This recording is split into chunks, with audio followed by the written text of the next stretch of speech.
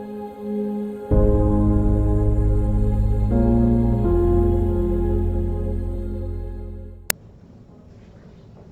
morning, everyone. Good morning. Good morning, everyone. Good morning. Much better. Good morning for those watching us for the internet. It's a pleasure to have all of you here. We're gonna have today Marco Magalhaes talking about action reaction.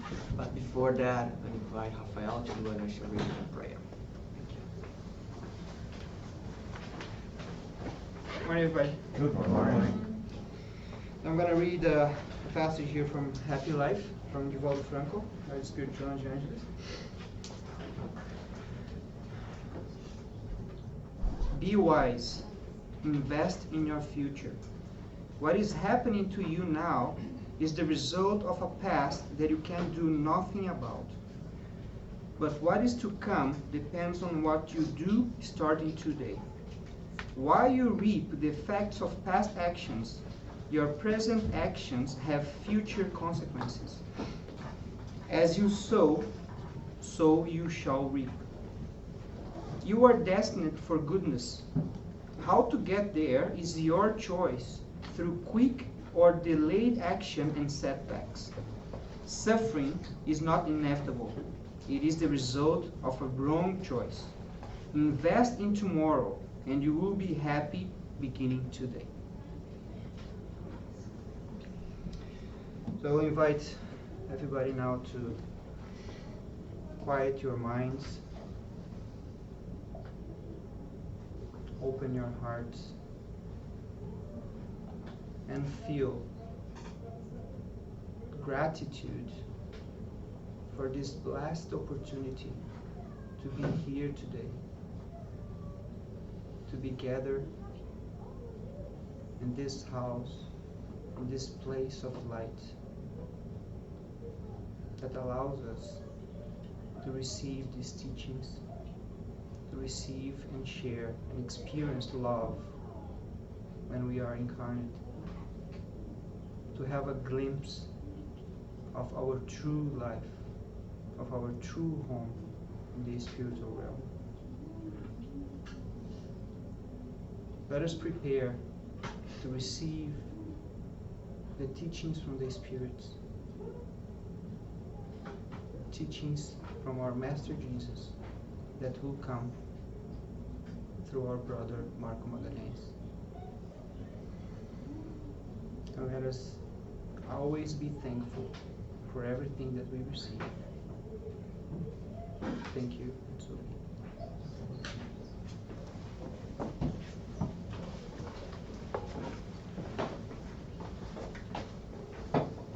Good morning, everyone. Good morning. Today we're here talking about action and reaction. Before I start, I just want to mention to you guys, everything I mentioned to you guys today is primarily based on a book by Francisco Cândido Xavier, Spiritual Reveries, with the same name, Action and Reaction. Okay. And this book is part of the collection of books, Life and Spiritual World, as we know, like starting with Non Solar, and then Between Heaven and Earth, and then all the 13 books that were published on that sequence of books that tell stories. There are real life stories about so many spirits, so many examples that are so close to us. And the idea today is I'm going to bring 2 examples from this book as a way to illustrate some important topics that are, if you, through the lecture, you probably realize how close they are to us and how much we can learn from this experience, looking from the other side, looking from the spiritual eyes, the spiritual world, back into what's happening to us today. And hopefully with that information, we'll be able, and I think that's the goal of this book, will allow us to work on our self-improvement, understanding who we are, and move forward in this long, long pathway of evolution. Okay? So action and reaction. We know very well from physics the concepts of action and reaction. So for every particular force in one specific vector or direction, there is a immediate proportional reaction that occurs from that will cause things to move and reactions to occur. So it's quite a straightforward idea, right? So if I push someone, there's a force that I'm delivering to that individual, to that object, and that object will absorb that force and react and will move, or will bounce back and push me back, depending on what situation it is. It's a relatively easy concept that we've learned already so many times from our own physical laws, right, that we are studying physics. The action reaction we're talking today is a little bit more complex because it involves what are the spiritual, moral implications of actions, and what are the reactions, right? So we're not looking at basic physics, we're looking more at the moral, spiritual complexity of action and reaction. So the idea of action-reaction is not new. And even in that concept, talk about moral concepts, right? So if we go back to Egypt, for example, they believed in communication with spirits that discarnated. That was the core essence of their civilization. And they also believed that spirits who did well were going to be judged, right? And after judgment, they will rather go to closer to the god sun, right, which is the highest possible entity in that civilization, or they would return to their body in a punishing way, so in a modified, suffering way. So see, that is one of the ideas behind action reaction. So depending on what you've done, you're going to be assessed and judged, and then there will be a consequence, right, to what you've done.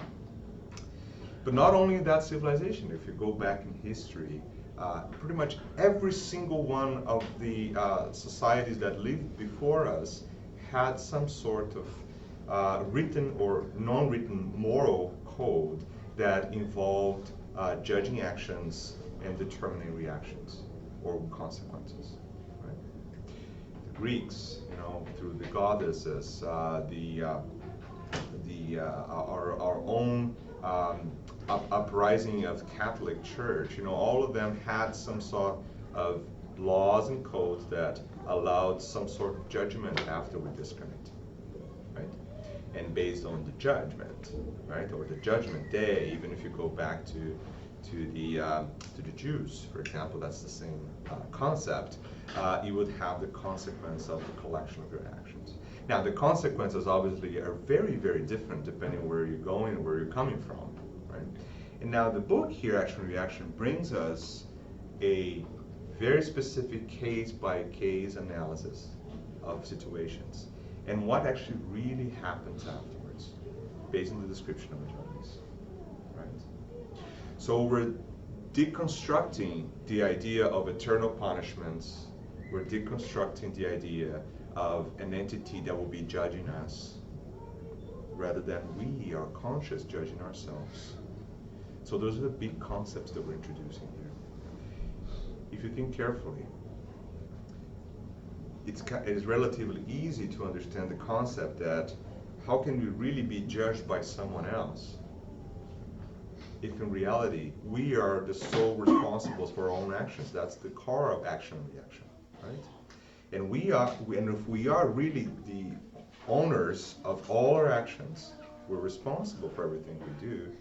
So we are also responsible from learning and changing them, right? So in a way, what we're going to hear today is a basic concept of we are actually always judging ourselves.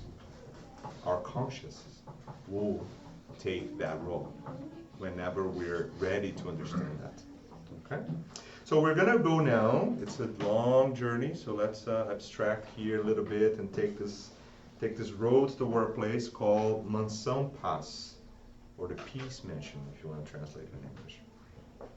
And this is an institution that lives in the lower zones of our planet. So these are vibrational zones where there's a lot of suffering still. There's a lot of conflicting thoughts. There's this temporary lack of love, right? Some people call it evil, right? But in reality, it's just like a short temporary absence of love that will pick up at some point, right? So evil in that sense doesn't really exist, right? But there's a lot of energies that are, if you think about here in our existence, these are individuals who are in extreme suffering, extreme pain, some evil thoughts, if you consider that concept, right? So that's the environment that is situated, right? With that collective thought, so everyone thinking the same way, remember thought is real, it's actually matter. If you look from the spiritual world, we can actually see what you're thinking. So if everyone is thinking the same thing, that image will be constructed around them. So in other words, everyone's going to be seeing what those people are thinking. So if everyone is thinking about something very negative and dark and sad, what is going to be the environment? Is it going to be delightful and beautiful and pleasant? No. It's going to be the combination of all those thoughts vibrating the same tone. So that's why when you look at the descriptions of the umbrals or the hell or all sorts of creations in every single religion and society we've lived before, they all have one thing in common. They're dark and they're sad, right? And that's relatively true because that is a representation of the collective thoughts of the individuals that are vibrating the same way. That's good news, because if we can change all those thoughts into a positive tone, the environment changes, because the environment is a mere reflection of them. Follow that? So, let's think about one example that we can correlate to, right? So when we are living here, all of us here together, why do we go to an environment like this, or a church, or a praying place, or somewhere where you're helping other people? Why do you feel good? It's not magic, because everyone is vibrating towards that common goal. Everyone's vibrating positively, of hope, of love, of trying, right? Those vibrations are very positive, and they collectively influence each other. So we walk in a spirit center or a church or everywhere where people are vibrating towards the good, we feel it. It's good to go to those places, right? So that's a good example. When tragedy occurs, and we give examples here, also in some spirits book. For example, when the tsunami occurred or a few years ago now, the early 2000s, in Indonesia, there was this collective shock in the planet. Everyone was really taken aback and distraught by what happened. And then immediately after, everyone started to move into a let's help mode, right? So let's donate, let's do something. That collective thought also transformed the planet, right? So even in adversities, we can collectively, together, move towards a better or different vibrations, right? And more helpful mode, right? And actually, even from the spiritual world, there's descriptions of that, saying that how episodes like that actually transform the thoughts of so many people around the globe and made people that otherwise wouldn't really care so much about others all of a sudden turn into a mode that, well, I gotta help each other, gotta help other people, right? So there's a good examples of that. So in some class, it's in a very rugged terrain, very dark place, like full of spirits around. They're obviously going through very hard times. And because they're going through hard times and they're vibrating or they're thinking some pattern of thoughts that disconnects them from reality, basically, they're almost like living inside their bubble of suffering and pain. So when you can think about this in our own existences here. When you see someone who is in shock, we call it, someone is in shock because of a tragedy, right? Can you go to them and say, oh, don't worry, my friend, everything will be okay? Do you think it works? Right? If you try to just go there and talk to them, does that make any difference at that point? No. If you shake them, does that make a difference? Not really. Like I see in the movies, right? It's like, my God, that doesn't work, right? Because the state of shock is a state where the thoughts at that moment are such in a mode, such in a pattern, right, of pain, of suffering, of not understanding the reality of what's happening, that the brain disconnects from the ability of connecting to your own voice or other people. So imagine like all these spirits now living around Mansão Paz, they're all going through that stage for many reasons. Maybe they killed someone and they now realize they killed someone, or they killed themselves and now realize they did it, and now they understand the consequences of that. They go into a state of shock, right? So helping them is not that easy as we think. Because I remember when I first started Spiritism, studying it many years ago, I always thought, like, why don't we just go there? All of us say, hey, let's put this wagon full of people and say, get out of here, guys, stop suffering. Like, everything's good. Like, there's perfection above us. Let's go, go, go, go. It's not that easy, right? And after a while, you start to understand, because one needs to be able to absorb help or to receive help in order to be helped. Otherwise, if there's not, that connection doesn't exist, it turns it very, very difficult. Not impossible, but very difficult. So Mansampa is situated right in that location. And it's under the jurisdiction of Nosso. So Nosso is a spiritual city, as we know. And the spiritual city has a certain area or jurisdiction where it's responsible for helping the spirits coming and incarnation, discarnation process, and receiving people they're needing, and moving the cycle of progression to all those spirits, right? And we hear a story today about Hilario, André Luiz, Silas, and Alzira. So those are the four main characters that we're going to hear today. Okay. André Luiz and Hilario, as you know, they're the same companions working together to learn about things in the spiritual world. Silas is the mentor in this particular journey, and Alzira is coming to help out in specific cases. Okay? So we're going to hear a story today. The first story is about a spirit called Antonio Olimpio. Okay? And he comes into the book in chapter 8, so if you guys want to follow the book afterwards. Okay? So I'm going to summarize briefly the story of Antonio Olimpio, which I think is a story that may be very, very close to us. So Antonio Olimpio is a spirit that was very, very connected to matter and to money, to possession, things, right, material, right? And that deep connection to possessions, like monetary money or whatever they had at that point, material things, disconnected him from his proposed pathway that he planned himself to do. So he came to plan and say, this is what I'm going to do now, right? I'm going to be nice, I trained for so many years in the spiritual world. I'm going to bring back my family together. I'm going to work hard, and I'm going to use that to help all my brothers. I'm going to use that to help my kids, which are actually people that I've did a lot of bad things before. So I'm proposing to come back and do all that. And his plan involved working hard and getting a lot of money for it, right? But the plan was he's going to use that to transform the life of others. He agreed to, it's like a little signed contract. See, I'm coming back, and this is what I'm doing. Every one of us do that when we come in, whether you like it or not, right? Sometimes we do it because we learn and we can't do this by ourselves.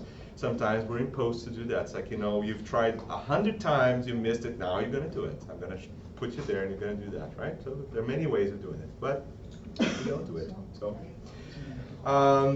So this is what happens. Antonio Olimpio, the first opportunity that his two brothers, started to interfere with his ability to maintain his possessions or money or his farm in that case, he actually got really upset about it, and he actually killed his two brothers.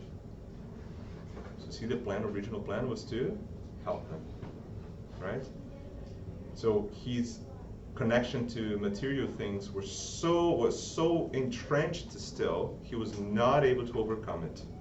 So instead of supporting them, he decided to get rid of them because they were interfering with his ability to maintain his farm or his possessions at that point. He killed them by drowning. His names are Clarindo and Lionel, and you're going to hear about them in a minute again, okay? And then his wife passed away shortly after that, and they have a son called Luis. And he still lived with Luis for about 15 years, incarnated, and he discarnates.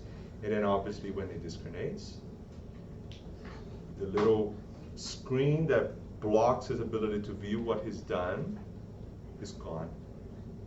So now he sees exactly what he's done. He understands what he had to do, right? He understands what he did not do, right? And he understands the consequences of murdering, of killing someone, taking someone's life that you're supposed to actually help. right? Does that create a shock? 100%, right? And that happens to us quite often.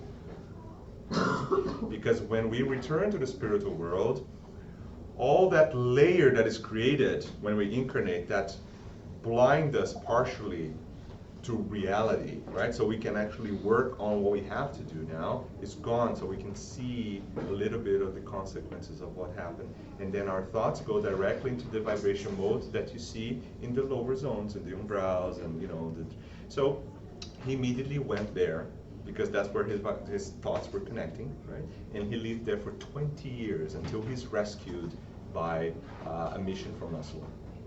He's actually a Mason Paz now. But his son, Luis, is still there, right? He's a grown-up man now. He's taking care of the family business. But Luis incorporated the exactly same pattern of actions and thoughts of his father. So he was completely connected to his possessions on earth, right? To matter. And he would do anything to keep them, including a lot of bad things, right?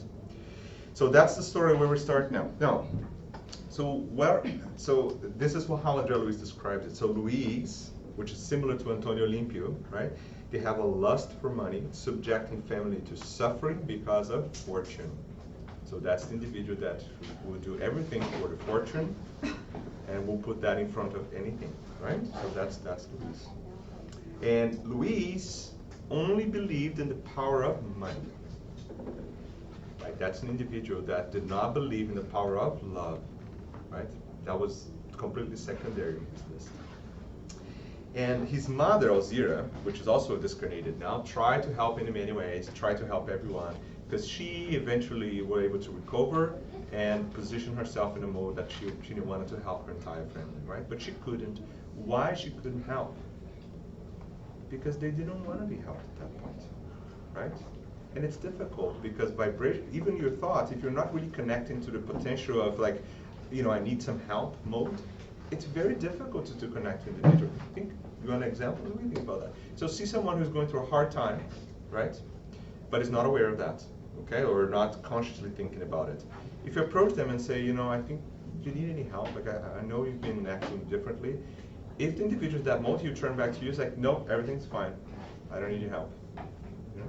How can you help that individual by talking to them? It's impossible, right? Eventually, they'll caught up to their senses and say, gee, actually, I need help. And then you approach him again and say, I know something's going on, you need help. It's like, and then they break down and cry, and they say, well, yeah, I'm bad, I'm distraught, I need help. So that transition is important also in the spiritual world, because, how can you help a spirit who does not have any help, right? So that's what Alzira was having a hard time with.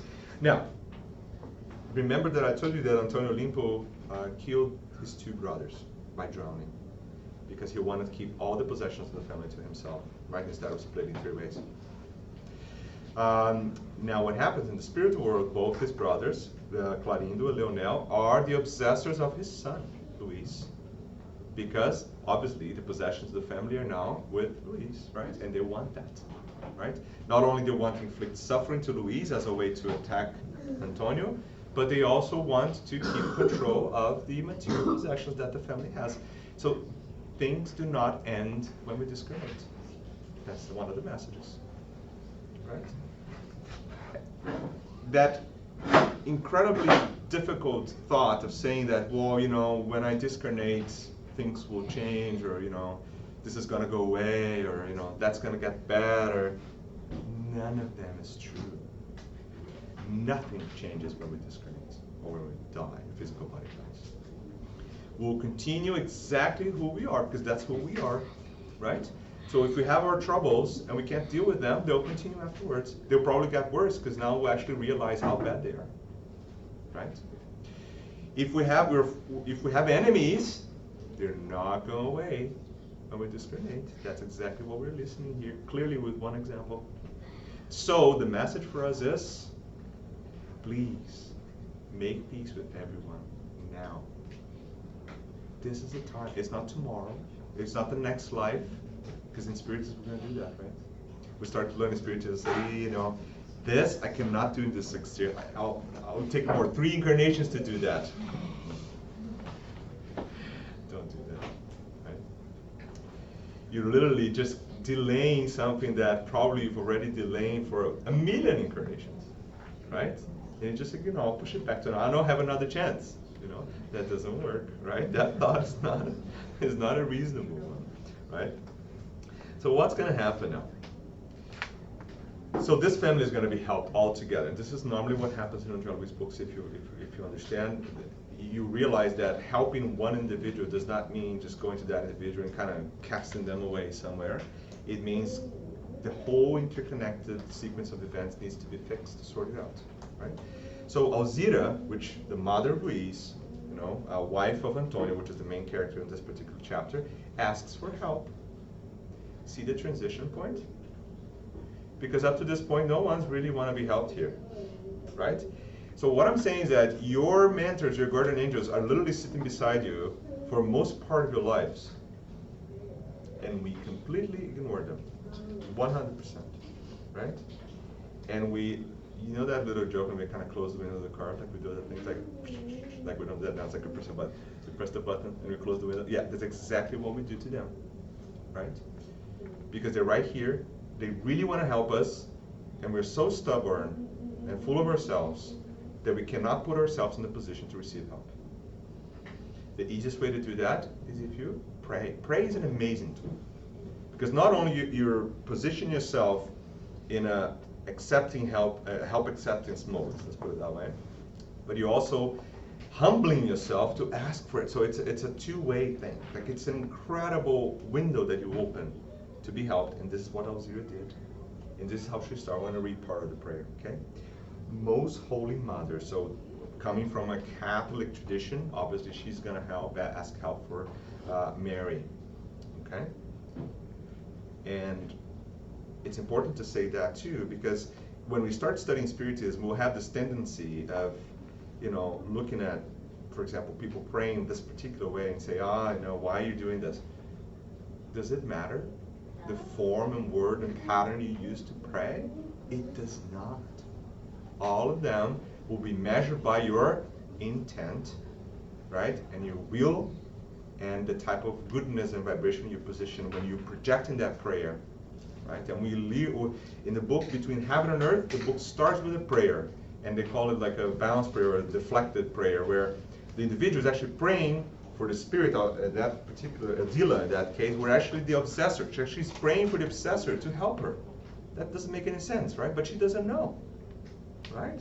So the prayer has so much love into it. It's going to be heard by Nosso and they're going to come and help everyone, right?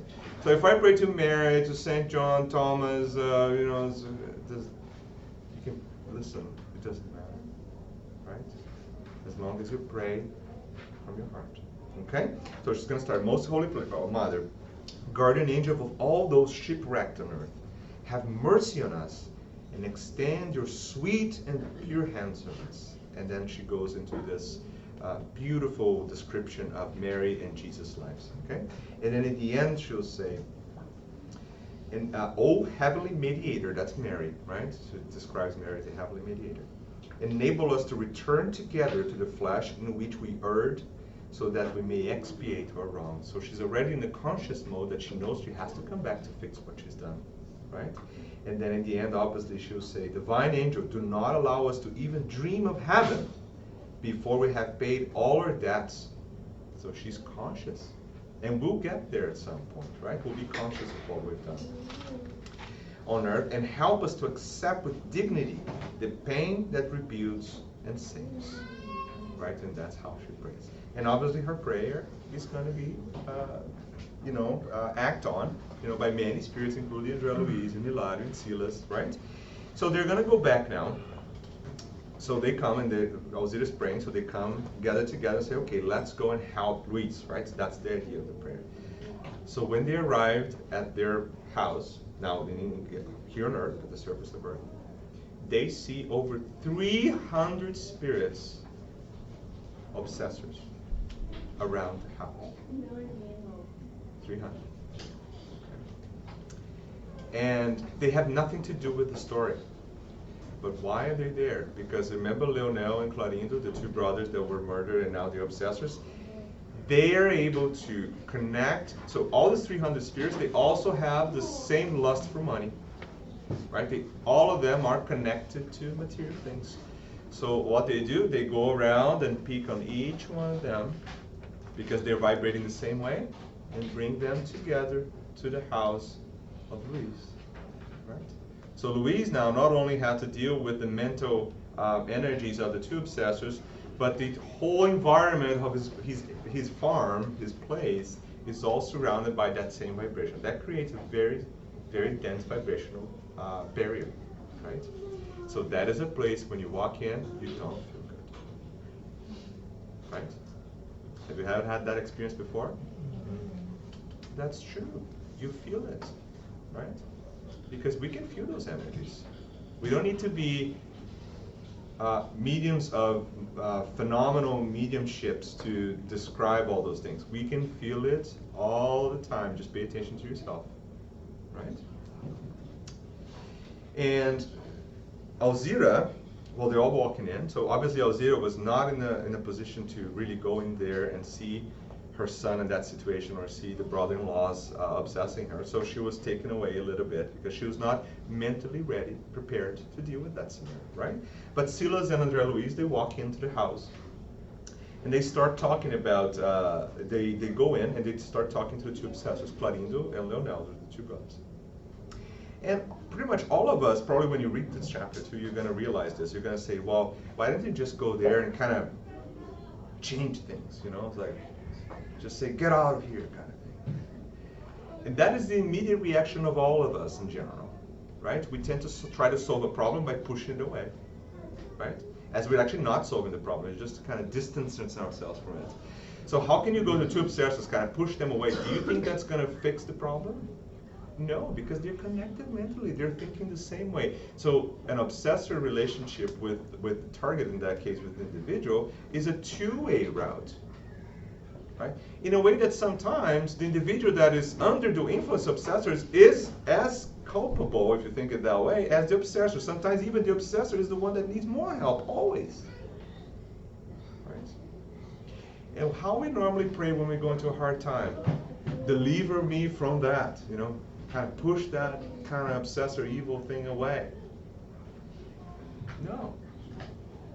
Make me the light of transformation to people. If there's an obsessor spirit with me, I'm 100% sure that I'm the one to help him. Not the other way around. Like, you know, he's actually here to wake me up for something that I need to change, not him. And if I change, he's going to be changed too. And that's how obsessions go away. It's not waiting for someone miraculously to push that obsessor away and make it disappear. It's not going to happen, right? There are some traditions that, even in Spiritism, at some point there's some people believing that you have to interfere with the obsessor, kind of push them away. And that's not true, because we're all bound by love, and that's the only thing that matters, right? So they come in and start talking to them, and Silas, in a very interesting way, he comes to the obsessor and say, you know what? You know, he goes into as like a friendly mode. It's like, you know, yeah, I understand what you're doing. You know, I know it's hard to leave what you're leaving. You know, I understand your stories, and they tell their stories. And the obsessors are like, oh, this is horrible. They take our lives away. You know, and Silas was like, I understand you. That's okay. You know, he was not like, oh, come on, guys, stop doing this, right? He becomes friends with the obsessors. He takes, you know, there's a trust relationship now between Silas and the obsessors. And then everyone is intrigued, right? And then when they're visiting, this is what Silas is going to say. Those are disconnect, so for all the obsessed, those are disconnect musers serendipitously brought here by Clarindo Leonel in order to fortify the greediness of the sun spirit. So he's talking about the environment, right? And they cannot see them. They can't really see them. Because why the obsessors cannot see Hilario and Silas and André Luis? Because they're so connected to their cycle of thoughts, they really can't see anything. They're lost. They're blind. Right? And then they continue, right? So Silas is saying, if we said something to them about earthly wealth, exciting their love for human possessions, then they would readily see them. See the connection? So that was the connection, right? So as long as Silas and André Luiz kept their vibrations in a vibration of help and love, they were not even seeing them, right? That says how interesting it is, these relationships, right? And this is what the obsessors now, Leonel is going to say. The bastard thought, so he's talking about Antonio of Olympia, right? So the bastard thought that death would erase his crime, right?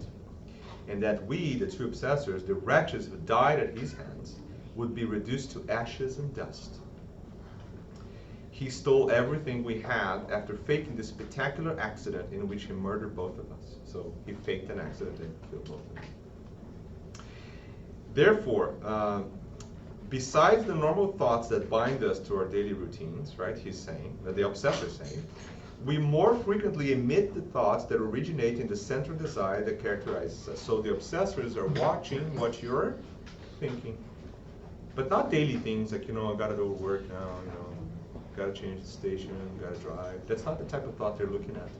They're looking at the type of emission that comes from the thoughts that characterize you. So if what's characterizing you are the earthly possessions and the lust for money and richness and stuff like that, they'll see it and they'll pick on it. They don't need to do anything to you. All they have to do is to reinforce that thought on you. So obsessors are not changing us in any way. And they're only we are allowing them to connect to us based on what we are doing. So he just goes there and promotes that thought a little bit more, up to a point that I'm completely dominated by that thought. So my actions now are completely gone. I cannot think more. I don't rationalize. So I'm fully connected to that. And now I'm completely under the obsession of them, right? Because they can manipulate that thought at any time. So he's going to say this, right? So he's going to describe people now. Say, cruelty is the reflection of the criminal. So that's what they see, right? When they're looking at us. Covetousness is the reflection of misery. Defamation is the reflection of the slanderer. Sarcasm, the reflection of the cynic. So they're seeing it. Anger is the reflection of the disturbed person. Just as moral elevation is the reflection of the saint. See, they can tell. So can they go, if the core of my essence is actually love, can they come to me and make me think differently from that? No. What are you going to do? Promote love in me? That's great. Let's do that, So it doesn't work, right?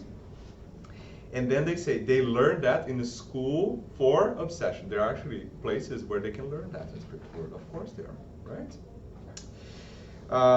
And then they continue, right? And he's describing to us, the obsessor is describing to us what he's doing through Silas, right? He's going to say, once we discover the reflection of the individual we want to punish, it is very simple to overwhelm the person with unceasing stimulation, reinforcing the impulses and images already in his mind. So that's the same question I'm going to make now. I'm going to ask, what are you thinking? Have you thought about this? Deep inside your core, in your daily activities, what are your thoughts? That really tells you who you are, and it also tells you how open you are to this type of influences. Not only from discarnate spirits, but from other people too, right? So they can, basically, they're saying that, well, they discover what is the core essence that the individual has. They'll go there, they'll tweak it up a little bit more, right? And they'll turn that into what we call a mental fixation. That's a fixed idea, right? We have them all the time, and we have to really fight them, right? It's hard, right? There are some ideas that are recurrent, they come, they're difficult to get rid of. Not all of them are great, some of them are actually very negative, but they come and go sometimes. We have to understand that we have to deal with those, right? Because our thoughts are really manifestation or representation of who we are, okay? And then he describes what we call a technical illusion. These are technical terms, but you understand this. These are I like to read this because it's very important we understand how the obsession mechanism works, right? So the obsessor, Leonel, transmitted a fantastic image to his mental field, to Luis, making it look like his neighbor's land was about to be auctioned. So remember, Luis is connected on material things, like possessions, right? So all he had to do, the obsessor, is transmit the idea that his neighbor is actually selling off or auctioning off his land. That automatically turned him into a fixed idea of getting more lands, right? Because the neighbor is selling his land, right? That he didn't do to do anything. So we think about obsessors kind of going around us and kind of like us all the time. No, it's not happening. All he had to do is send one thought into the mind of Luis. Luis picked it up and transformed it into a fixed idea. So now all his actions are based on getting the neighbor's land. To a point that he'll kill his neighbor at some point. If something, you see how that's how fixed ideas develop, right? They start with an idea, then they become an obsessive idea, and then it's fixed in your mind. You cannot do anything other than that, and you do everything to accomplish that, right? And that's how the obsessors influence in that particular scenario, okay? And in that particular scenario, the obsessors are going to say this. So the only people allowed in this house are those who know the value of money. The main obsessor is saying that, because that is the mental vibration in that field, right? Now, what is the mental vibration in all the places that we go to? That's what we have to think about. Because if you think about what is the collective mental vibration of that place, those are the spirits that are allowed to go into there. They're connected by that, right? So you can tell the population of spirits in that particular location based on the collective thoughts of the individuals there, right? If everyone is gathered to celebrate, that will be a great vibrational idea, right? So everyone is happy and kind of, most people are saying good thoughts, right? If the collective idea is to attack, fight, irritate, lie, whichever it is, or to go into use chemical substances and things like this, well, the vibration around will be that. So a lot of spirits will come and promote that, right? To make it worse, okay? And obviously Silas is now gonna make his incredible move to fix the situation. So how he does that, remember this, he's not gonna do it by saying bad things to the obsessors or make them go away, or kind of using his moral authority to just say kind of get out of here. No. What he does, he tells them his own story. Believe it or not, Silas also at some point was connected to money, right? And this is what he's going to say. So this is Silas' story now. This is the mentor, right? And I always ask this question: who is the? When we're reading, when someone's giving here a lecture, someone is kind of big name spiritist, or there's now even like positions inside spiritism. Sorry, but there's when people in these books here, and you see these big names like mentors and things, and then you say, well, this is like semi-god divine spirits, certainly, and that's not true. They're just like every one of us. Silas is exactly like the obsessors, but he's already learned what he's done. So he's in a little step above, just because he's already went through the cycle of understanding what he's done and changing. That's all the difference, because they all carry a very similar baggage. This is the story of Silas. So in order to pile up money in easy profits, right? So he's saying like his fascination for gold, right? Hold me that in spite of having received a medical degree, so he was a doctor, was incarnated the last time, right? I refused to work as a doctor so that I could keep a close eye on my old father, because he wanted the possessions for the family for himself, right? So he was not even working. All his life was really to get the money from the family. Same story, right? So in order to pile up money and easy profits, I began with cruelty and wound up in the web of crime. I was afraid of losing the fortune whose total possession I desire. So that's Silas.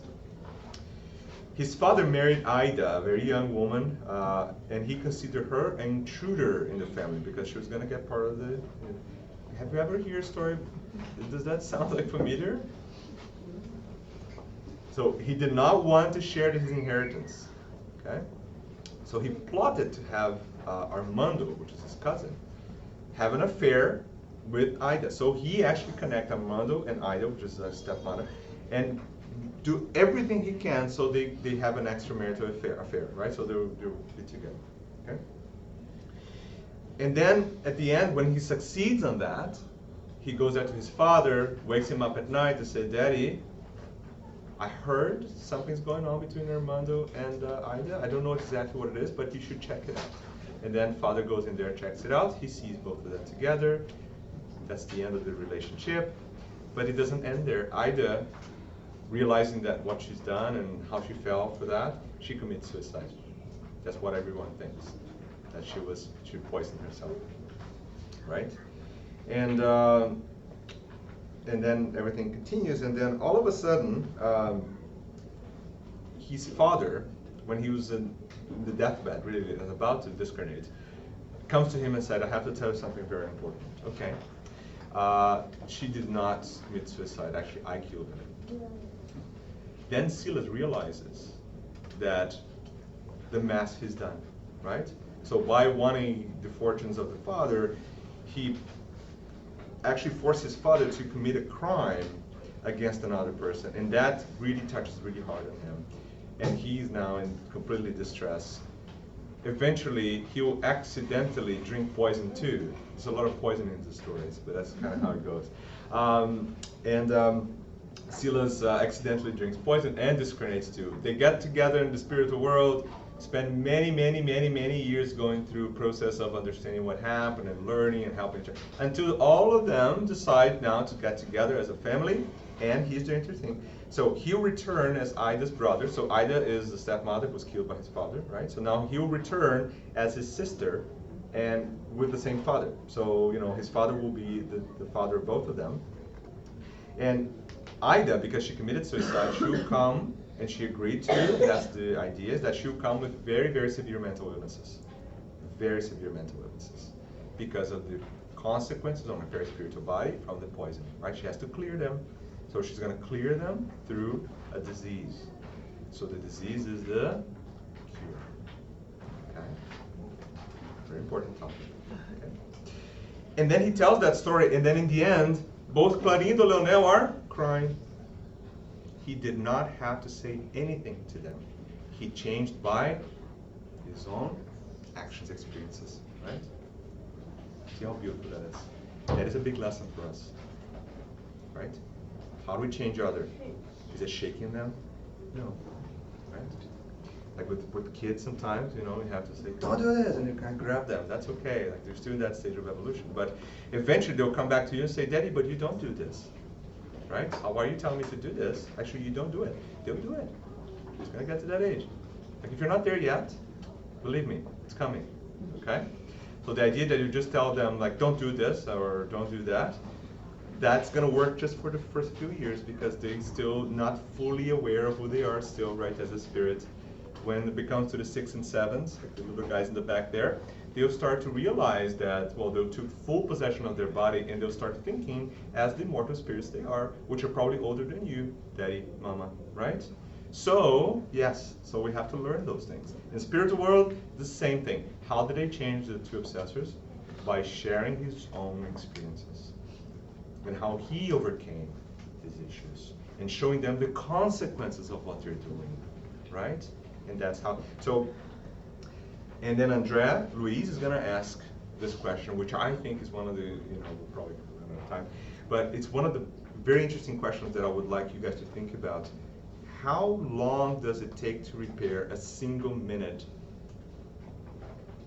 when we disconnect from God, from love? How long does it take? Look at the histories.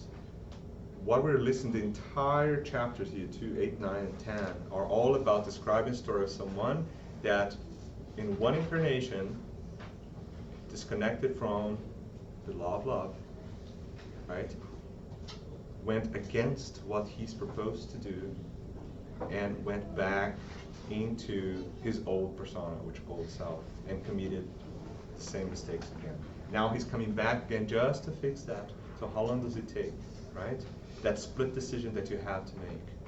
So be very aware of that, okay? And then eventually they will go back and the whole cycle of obsession will stop. And I can't tell you the end because I think you should read the book, but it's very interesting, okay? Now, just the last 5 minutes, I'm going to tell you the other story here, which another story that will probably resonate very deeply with what we're living today. Okay? And now this story comes in chapter 12, and that's the story of Marina and her 3-year-old daughter. And Marina's mother comes to Mansão Paz to ask for help, right? She's discarnated. Marina's incarnated with her daughter. And then she comes to Silas and Elijah and João Luiz and say, I need help immediately. It's like an emergency, it's like a 911 call, right? Like I need to go like right now. And then she describes to describe what happened. So she's gonna say, my poor daughter, right, is actually about to kill herself. She's incarnated, right? She's about to kill herself.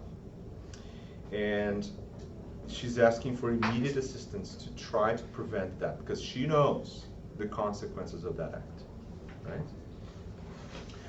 So the description here is one of the most touching descriptions I've ever heard, I've ever read in any book, and it describes a scenario where the mother is sitting beside a 3-year-old daughter, she's saying goodbye to her, and she has poison right beside her.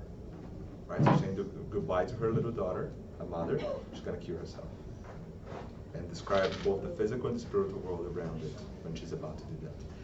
So the Silas go into motion immediately and go straight to Marina, right? When she's about to commit suicide by poisoning, right? When he arrives there, he he hugs her spiritually, right?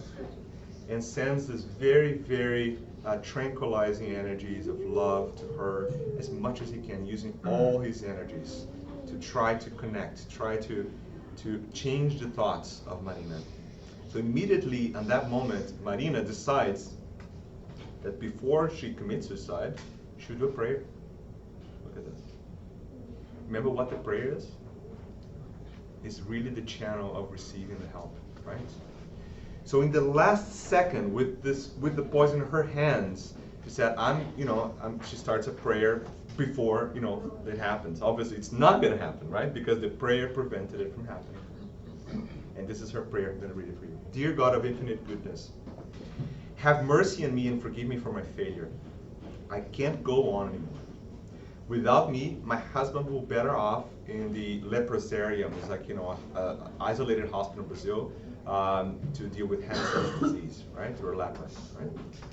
And my poor little daughter will find generous hearts who can give her love. So she's so devastated, she doesn't even realize, she was giving love to her daughter. Anyways, so I'm out of money, I'm sick, unpaid bills are crushing me. Does that sound connect?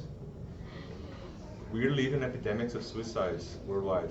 I know some people don't like to use that word, but the reality is that we don't know about what can happen because they are obviously a privacy of the family, so we don't know what happens.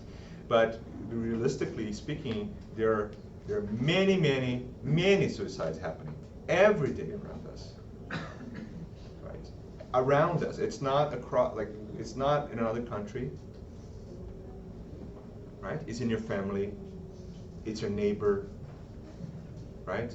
It's the guy that works for you that you don't even know. It's your students, like we had 2 of them last year. Our own students, in fact. It's happening, it's devastating, and this is the image that is painted on those cases.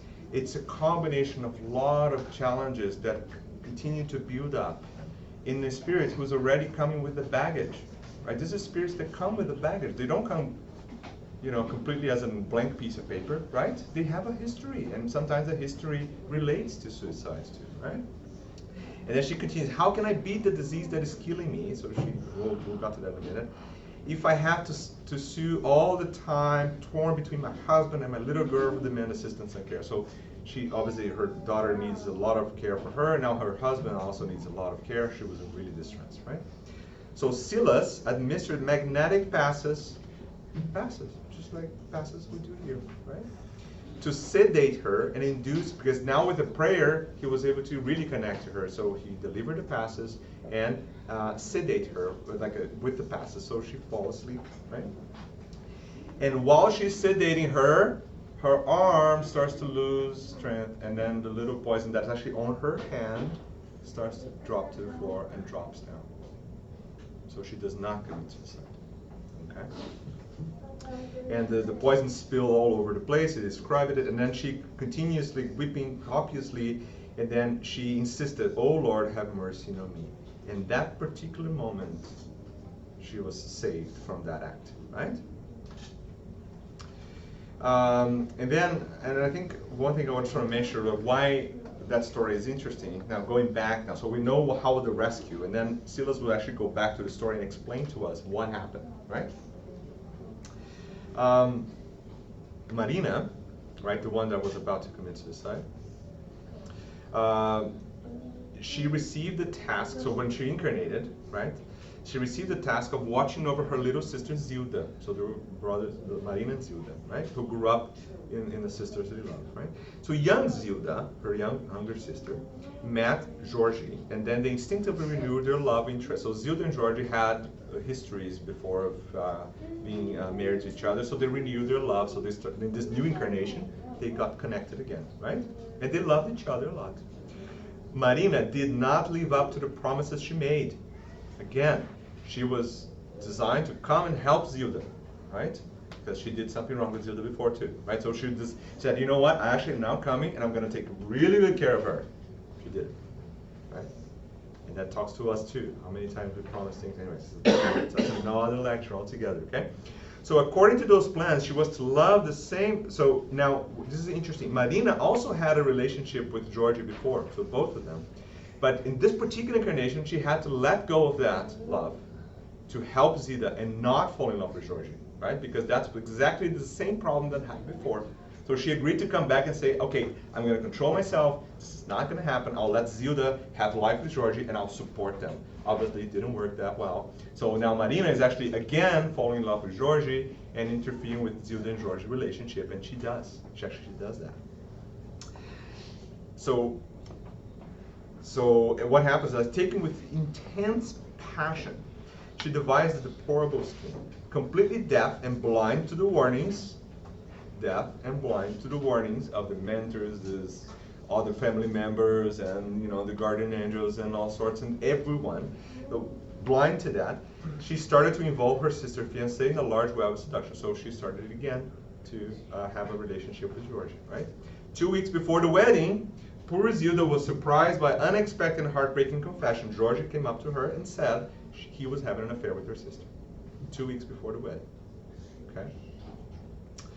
Obviously, that was not a very good scene, right? So, and that same night that she learned that, she committed suicide, Zilda, right? Because of what Marina was doing, right? Marina was the one that instigated and started the whole thing. So Georgie and Marina finally continue on now, living their happy lives. Zilda now is go to the spiritual world. But Zilda committing suicide, again, she'll come back, and she'll come back as their daughter to reparate. See, how can we face that? By maternal love, right? That's the beautiful, most intense amount of love you can have. But obviously, Zilda will come with severe consequences from the act of killing herself. So she has a lot of mental problems, seizures and things like that. She had a lot of hard time, right? And she demanded 24 hours support. So how many families we see in that scenario? And we tend to think that that's a punishment, right? We always have to think that somehow God is punishing you for something. I don't know, right? And we only see suffer, right? Oh, that's all suffering. Oh, why is the kid having this? I live with that. I know I have been through that, right? The reality is that is the chance we have to repair something. And we don't have to think about it. I don't need to know what it is. I need to act. Okay? I need to do my part. So now her daughter, Zilda, comes back to her daughter called Nilda. That's the 3-year-old daughter that's in the scenario that she's about to commit suicide, right? And then obviously because of Georgie's thought of what he's done, his mental thoughts, his mental states is actually not good either, so he develops a health problem because of that too, right? And now Marina has to deal with Nilda, which is her sister who is incarnated again, and to Georgie, and that's where she crashes completely, right? And goes into a state that was considered doing suicide, right? And then I'm going to end with this. I'm going to tell you how the story ends, right? But it's a beautiful story. You should read it. But Marina's mother will come to her right after she stops the suicide and kind of moves on. She's going to say, why are you so discouraged when the battle has just begun? And that's the message for us. Why are we so discouraged if we're still like very few steps in our pathway to perfection? Why? Okay. So have faith. Let's work hard. Right? Never give up. Every time we feel that a hard time is horrible, believe me, we won worse battles, and there are many more to come. Okay? That's the message for today.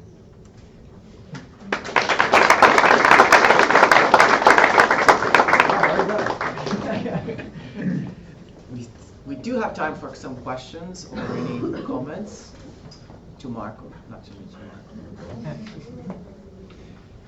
If anyone in the internet has any question, we have cards in the back. No questions? No comments? Yeah, right? All right, so thank you very much, Marco.